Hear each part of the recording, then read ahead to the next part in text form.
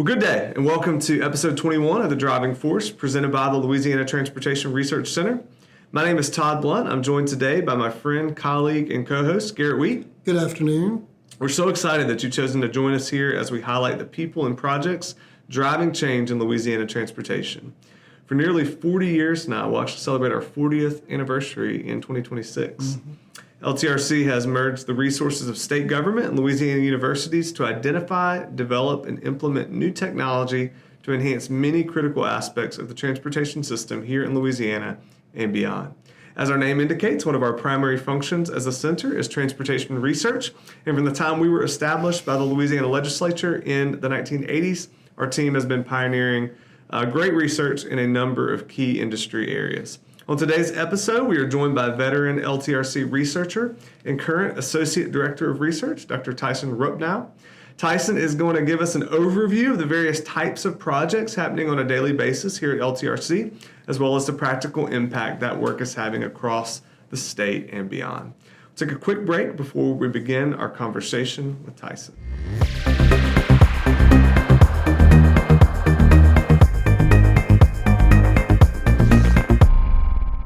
Welcome back to The Driving Force. We're beginning a series of episodes today focused on much of the transportation research that is ongoing here at LTRC. We're thrilled to have our Associate Director of Research, Dr. Tyson Rupnow, here to introduce that conversation. Welcome, Tyson.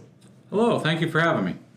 Well, we always like to begin with introductions. Why don't you share with our listeners a little bit about your own education and career background, maybe how your interest in transportation and research began, and what opportunities you've had throughout your career to do it. So I'm originally from the state of Iowa, born and raised in a small farm community in south central Iowa. Went to Iowa State University and wanted to be a civil engineer from the onset. Really had no inclination that I would get a master's degree or a PhD, but I did some undergraduate research, and the professor approached me and said, "Hey, you're really good at this field work stuff. Would you be interested in getting a master's degree in geotechnical engineering?" And so I thought about it at the time and said, sure, why not? So I started that process, and then 18 months later, somebody approached me and said, "Hey, would you be considered staying for a PhD in concrete materials?" And so maybe against my better judgment, I decided just to stick around and finish out that degree as well. After that, I worked for the National Concrete Pavement Technology Center as a postdoctoral research associate and did some teaching at Iowa State University. And that is the background for my education purposes. So you just mentioned all that happened in Iowa, and we're here in Louisiana, so you're not a Louisiana native. What initially kind of interested you into coming to work here at LTRC? And on top of that, can you talk about some of the scope of the research you've performed in your, 15 years here? Yes. So interestingly enough, what got me to Louisiana was, for lack of a better way to say it, was adulting. I had bills to pay. My postdoc time was up at Iowa State University. They weren't going to extend my contract, and so I needed to find a job. I tell the story. Chris Abity, a former employee here, retired, moved on, met me at the Transportation Research Board meeting. Okay. While I was talking to some other friends, he sat down and listened, and he says, when I finished up that conversation with those friends, he reached over, shook my hand, and says, "My name's Chris Abity. Would you like to come work for me in Louisiana?" And I said, "Maybe. What's it all about?" We went through that conversation, and that was in January of 2008 or 2007. And then he fielded my phone call when I needed a position. I needed a job. I didn't have a job lined up. I had a wife and a young son at the time, and it was time to take care of business. And I called him up. He arranged for an interview, and industry folks flew me down, and we'll say the rest is history. Yeah. So what interested me the most was when I came and visited, people were extremely friendly here. I mean, it was a culture of family first. That's one of the things I really liked about it compared to the alternative of the paper mill, grind out papers, grind out students within the academic sector. And the climate, it's really hot. It's a little bit different than Iowa. There's really, yeah, just a little bit. Only like 2 seasons instead of 4. No, very little snow, I guess. As much snow in 5 years as you got in 5 days. Yes, exactly. But we have made Louisiana our home. The opportunities here to essentially conduct research, guide the research in the fashion that it was essentially turned over and said, "Here, tell us what you think we should do," and we got the ability and we ran with that. And and the concrete research program has flourished because of that and because of the hires that we've kept on board. So we're very pleased with that. We'll probably get into some specifics in a bit, but can you talk high level over the last however many years, some projects y'all might have worked on or the type of work y'all are doing? So some of the most influential stuff that we've done, the first big one out the gate was a high replacement of Portland cement with alternative cementitious materials, predominantly fly ash and slag. Being a moderate climate that we are in, we can replace Portland cement and still get very good quality concrete. Generally, it'll actually be stronger at later ages, and we pushed the boundaries of that. It expounded upon some work I did as a PhD student at Iowa State University. We went up to about 30 or 40% replacement, maybe 50% in that study as a student, and then here we pushed the boundaries all the way to 80 and 90%. And really what that does is it produces a more sustainable, cost-effective concrete that has longer durability and better infrastructure properties that we're looking for, especially for reinforced concrete structures. And so that was the first big one out the gate, and then we jumped into surface resistivity, a measure of permeability of concrete. Interestingly enough, when we completed that project and implemented those results, we were the first owner agency in the world to require it as a pay item and pay off the results of it. And others, we have been a leader in both the United States and around the world for that research and that technology. Interestingly enough, we were invited to present on that work in both South America and the EU. Interestingly enough, we were not allowed to travel for those, but the work has been, featured in other countries as well, and so we're very pleased with that. After that, we've moved into things like roller compacted concrete, alternative pavement designs. We've been looking at internal curing and trying to implement that. That's an example where the Lafayette Consolidated Government has adopted the results, but our department, we're working hard on pushing those results out right now. Awesome. Well, we mentioned in the introduction that this is the first in a series of episodes featuring our research section and different individual researchers.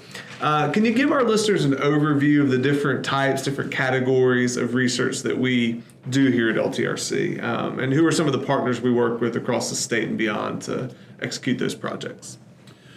So we are primarily divided into 3 main research groups. We have a materials research group, which comprises asphalt and concrete.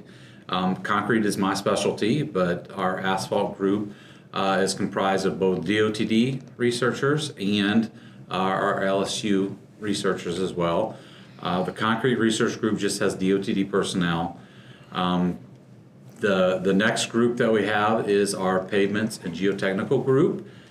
With both of those, we have an LSU research side of the house as well as DOTD side of the house. Within the pavements group, the LSU side is responsible for maintaining and operating our accelerated loading facility that's across the river in Port Allen. That facility is unique. We're one of the very few state agencies that actually owns and operates a facility like this, where we can take a year's worth of traffic and put it on any pavement structure within about a month. Wow. So, and we're very pleased to have that in our arsenal. It's allowed us to really expand how we do business here. And then the last research group that we have is what we call the Special Studies Research Group. Sometimes it's considered a catch-all, but predominantly their research that they're doing is related to traffic, intelligent transportation systems, and planning and operations. And so between all of these different groups that we have for research areas, we can conduct in-house research. About 55% of the research that we do, projects are done in-house. Another 35% or so is done with our affiliate workers from either University of Louisiana Lafayette or LSU. And then the remainder of the work we will contract out through a nationwide RFP to consultants or other universities. And with this, we can meet the department's needs. You know, we work with bridge design, bridge maintenance. We work with the Office of Multimodal Commerce. We work with planning, ITS, and we do a lot of safety research as well. Yeah. Can you talk a little bit about how the research here is funded and potentially some of the benefits you guys provide to the state? I know you and I, off mic, I guess, have talked a lot about ROI in the past. So can you kind of allude to that for some of our listeners, how you guys look at ROI? Our research program is funded by SPNR, statewide planning and research dollars, of which 80% is federal, 20% is the state required match, and both of those are from the Transportation Trust Fund, either the state or the federal. In general, in the past, we have had state-funded research dollars, but those no longer exist. So we have moved into a 100% federal state match program. As far as rate of return, for our 30th anniversary, we did a research impacts brochure that we've been updating regularly now in anticipation for our 40th anniversary. Where we took some of the large, heavy-hitting projects, right? Not every single project has an ability to determine a really good rate of return because of different factors associated with it.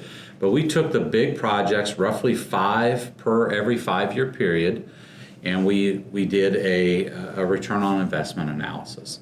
And at our 30-year mark, we were at roughly $500 million return on investment. Wow. To both the department, which is ultimately our taxpayers in the state of Louisiana, and associated transportation industries, right? Our research doesn't just impact the DOT, it's going to impact our public, it's going to impact our consultants, it's going to impact our contractors as well.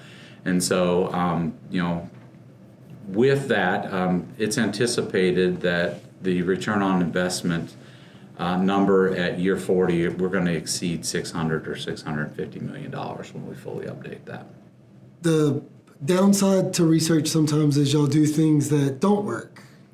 So is it safe to say even the things that don't work that you quote unquote research, you're still way ahead for the things that did? Oh yes. So to put that in perspective, $600 million is enough to fund our program for 100 years. Wow.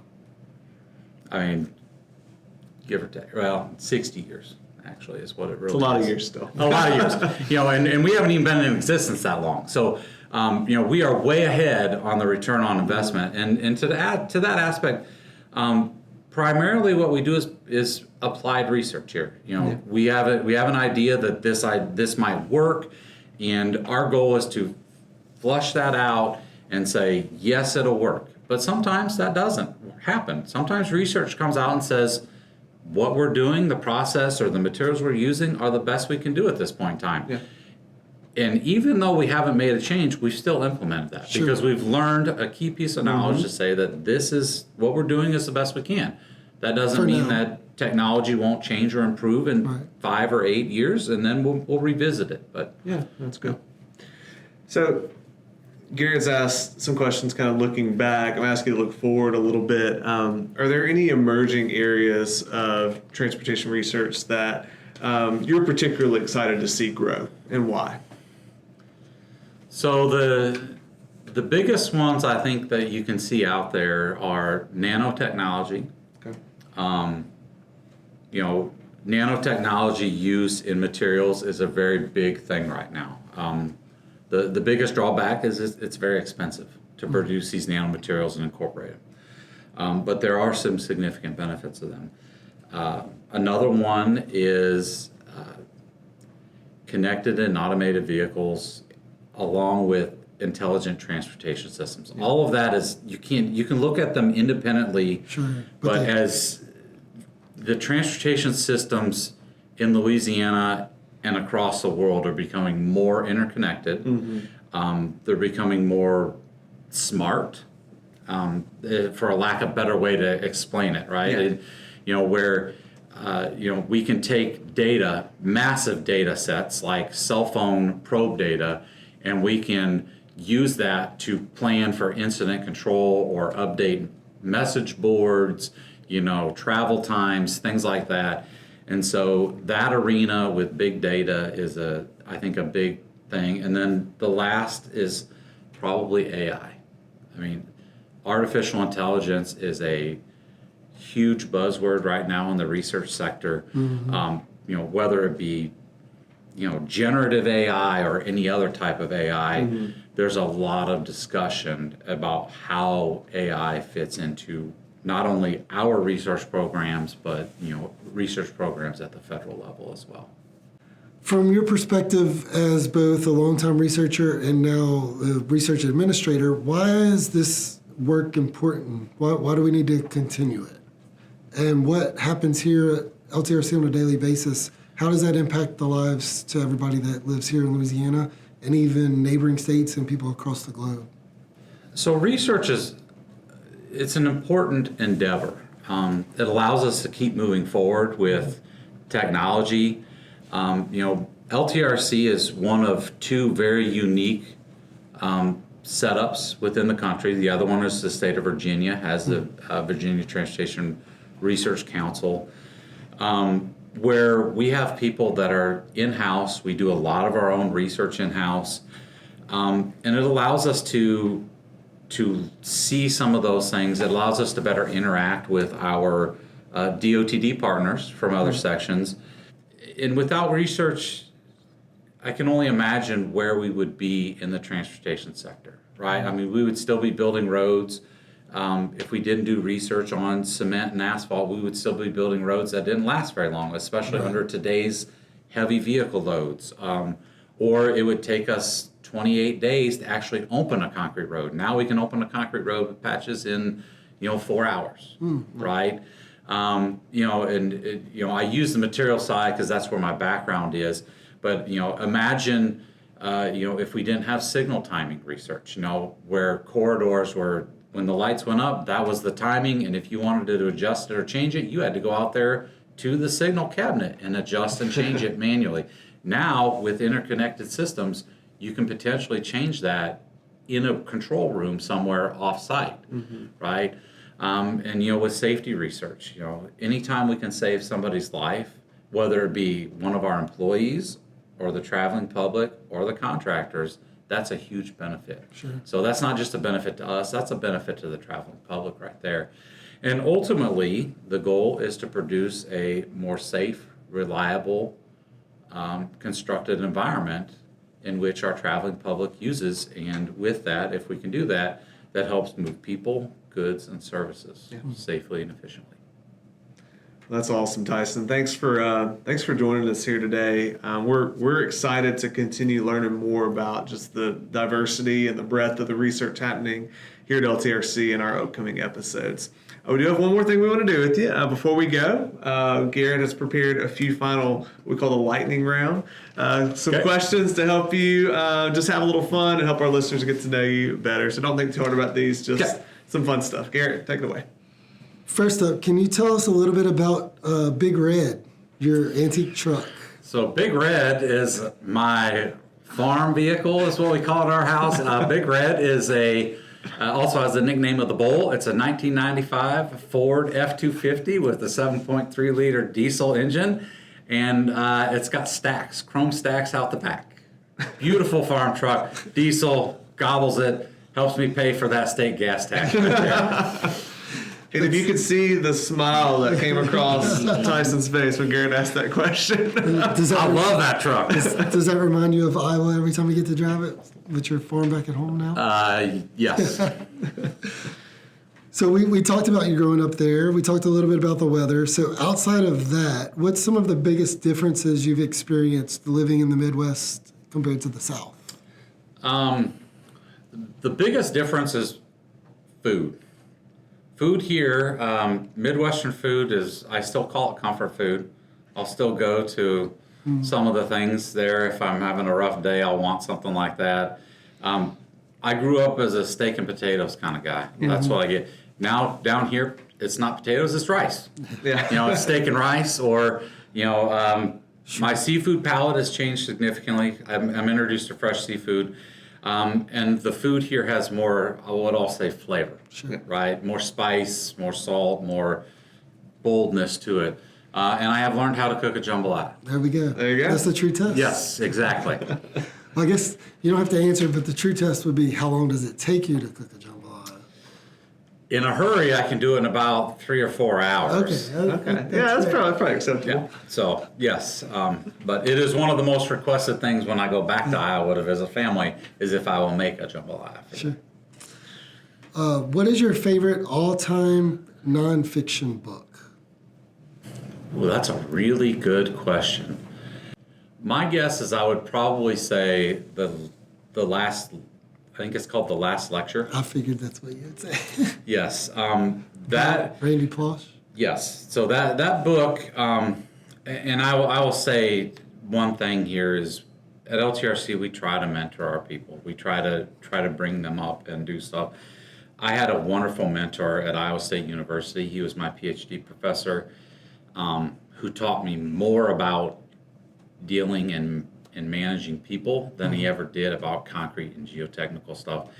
And the lessons I learned from that and the successes from that, I think, are one of the reasons why LTRC is successful, because we're trying to find those attributes in people. And with that, if that book is a very, very good read if you want to go look at it. It talks about what happens when you're diagnosed with cancer, and how that changes your life. And if you take some of the materials from there, it'll definitely change how you view perspective in life. I think we actually have a copy in the LTRC library as well. Okay. Yes. Very good. All right, last question. We're only asking this because you're in the hot seat and on the record, even though we might get in trouble. Okay. What's better for the roads in Louisiana, concrete or asphalt, and why? They both have their place. Right?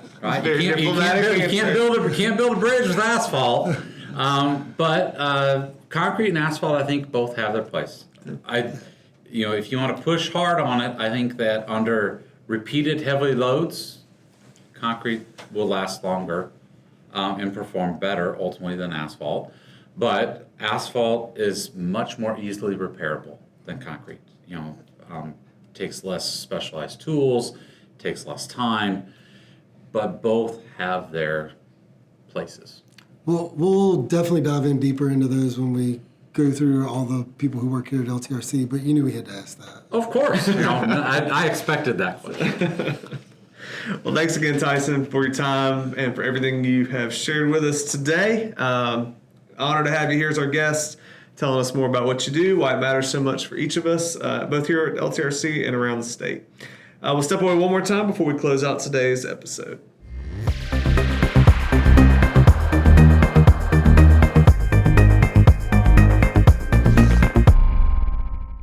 That's a wrap on episode 21 of The Driving Force, presented by the Louisiana Transportation Research Center. You can learn more about what's happening at LTRC on a daily basis by visiting us online at ltrc.lsu.edu or on social media through Facebook, X, LinkedIn, and YouTube. We always encourage you, follow, subscribe to our channels on each of these platforms. We also have an absolute wealth of research-related resources, now spanning several decades, available on our website. We hope you'll take the time to check those out. I encourage you to go back and listen to episode 17 with Sandy Brady, our research librarian, for more insight on how you can access many of the research materials available through LTRC. And we hope you'll join us for our next episode as we continue our research focus by welcoming our Materials Research Administrator, Dr. Samuel Cooper III. We'll learn more about concrete, asphalt, the building blocks it takes to construct our roads, bridges, and other transportation infrastructure across the state. Till then, we're your hosts, Garrett Wheat and Todd Blunt, and we thank you so much again for joining us today. Drive safely out there.